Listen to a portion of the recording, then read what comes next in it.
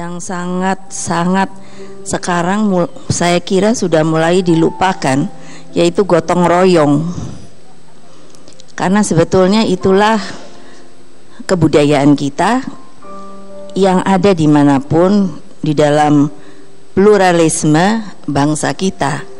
Jadi alangkah sayangnya kalau hal itu disia-siakan oleh generasi muda. Sebagai suatu contoh kecil, zaman waktu itu arisan itu ada loh di kampung-kampung yang namanya arisan rumah. Jadi kalau sebuah kampung ingin membangun rumah atau ada orang yang membangun rumah atau rumahnya sudah rusak, itu biasanya satu kampung itu membantu untuk membangunnya. Ada yang memberikan mungkin pakunya, ada yang memberikan kayunya, ada yang memberikan tenaganya. Nah, akibat perjalanan dari perjuangan kita dan naik turun atau pasang surutnya yang namanya Indonesia ini dalam arah politik yang sedang berjalan di dunia, maka hal-hal seperti itu sebetulnya dibangkitkan kembali.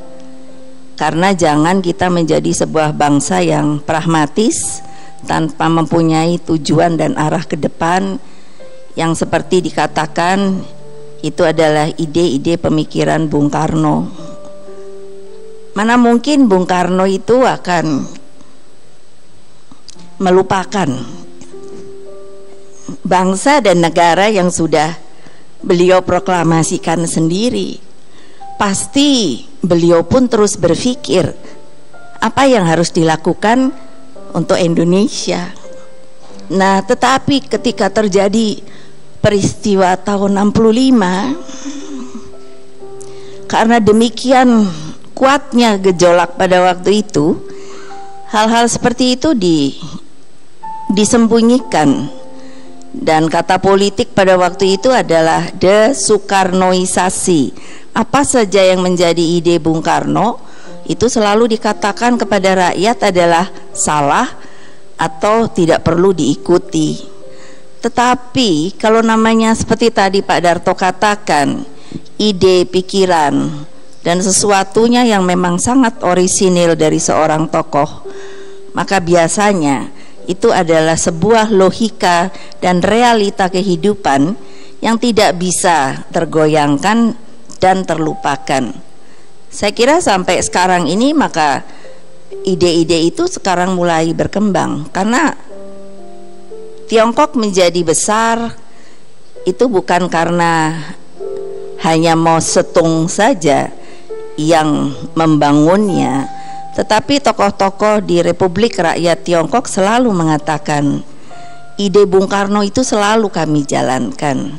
Jadi bagi saya alangkah baiknya seluruh rakyat Indonesia mengetahui dan mengerjakan hal ini sesimpel seperti yang tadi saya contohkan, yaitu arisan rumah itu. Mari kita bangkitkan kembali gotong royong bagi Indonesia. Sekarang kita tahu nilai yang diwariskan kepada putra-putri Bung Karno adalah gotong royong, itu yang nomor satu. Bu, satu pertanyaan terakhir dari saya. Semasa beliau menjabat, Ibu adalah putri kesayangannya, dan Ibu harus memandang dua hal. Satu, beliau adalah pemimpin besar. Satu, beliau adalah ayah. Bagaimana Ibu memandang sosok Bung Karno dari dua paradigma ini?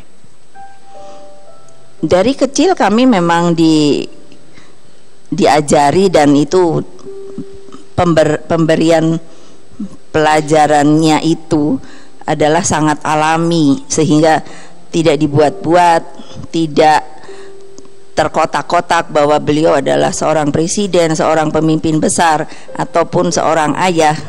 Jadi katakan contoh kecilnya saja, meskipun beliau sedang rapat, kalau kami ingin masuk, beliau izinkan.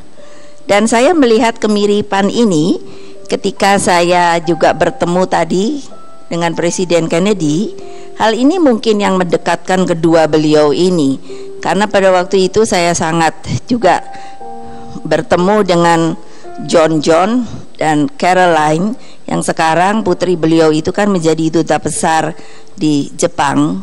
Jadi tidak ada sebuah jarak, sehingga kami terblending untuk hidup di dalam suasana, meskipun sebagai putri presiden, menjadi putri seorang tokoh, tapi kami juga bisa bermain-main dengan hal yang sangat lumrah seperti anak-anak biasa apa adanya. Seperti Bapak sayang kepada anaknya, itu yang diungkapkan oleh Ibu Megawati Soekarno Putri. Terima kasih untuk kesaksiannya. Boleh kita beri kehangatan? Pemirsa.